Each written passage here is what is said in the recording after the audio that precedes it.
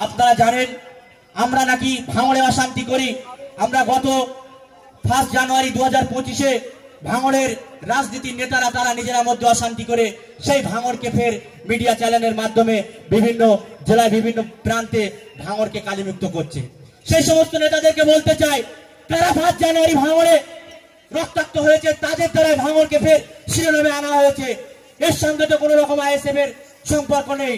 তাহলে আপনারা বারে বারে আমাদেরকে এইভাবে মিথ্যা অপবাদ করেন কেন?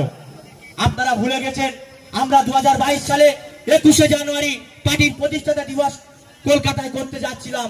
ওই হাতিশালা 6 রানে ওই আরাবুল ইসলামের নেতৃত্বে ভাঙড়ে আমাদের প্রচুর রক্ত ঝরানো হয়েছিল, আমাদের কর্মীকে মাথা ফাটানো হয়েছিল, আমাদের কর্মীদেরকে দেখে দেখে বোম মারা হয়েছিল।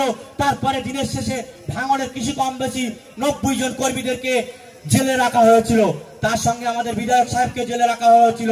তাহলে এর থেকে পরিষ্কার, ভালো কাজে পার্টির প্রতিষ্ঠা দিবসে কারা ঝামেলা করে এর থেকে ভাঙড়ের মানুষ পরিষ্কার হয়ে যাচ্ছে। আপনাদেরকে আরো বিবেক দিয়ে কাজ করতে হবে। সামনের দিক ভয়ঙ্কর খেলা খেলবে এই শাসক দল, তারা নিজেদের মধ্যে দ্বন্দ্ব লাগিয়ে আইএসএফ কে কালিমুক্ত করবে। তাই আপনারা যেভাবে আমাদের নওশাদ সিদ্দিকী মহাশয় বিধায়কের নেতৃত্বে বুথ স্তরে আপনারা নেতৃত্ব দিচ্ছেন, আপনারা 26-এর জন্য এখন থেকে প্রস্তুতি নেন।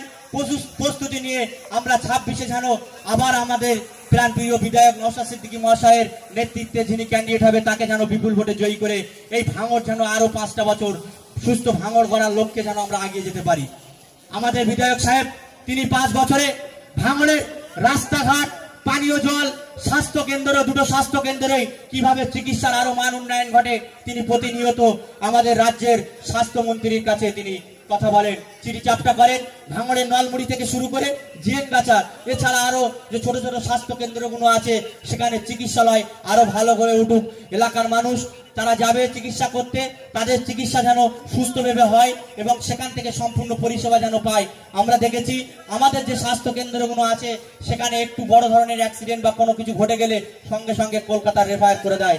সেখানে বড় মাকের কোনো ডক্টর নেই, কোনো ভালো বেড নেই, কোনো রকম ভারী পেশেন্ট আসলে তাদের চিকিৎসা করার জন্য এমার্জেন্সি কোনো চিকিৎসার কোনো ব্যবস্থা নেই।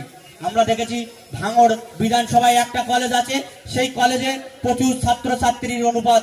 সেখানে আরেকটি কলেজের দাবি আমাদের বিধায়ক নওশাদ সিদ্দিকী মহাশয় তিনি বিধানসভায় রেখেছেন শিক্ষা মন্ত্রীর কাছে। অন্য কোন নেতা নেতৃত্ব রাখেনি। আমাদের এখান থেকে যিনি এমপি ছিলেন তিনিও রাখেনি। বর্তমান যিনি এমপি তাঁরও কিছু কম বেশি 6 মাস পার হয়ে গেল, তিনি ভাঙড়ের জন্য তিনি কথা বলেননি। তিনি নির্বাচনের সময় এসে বড় বড় কথা বলেছে।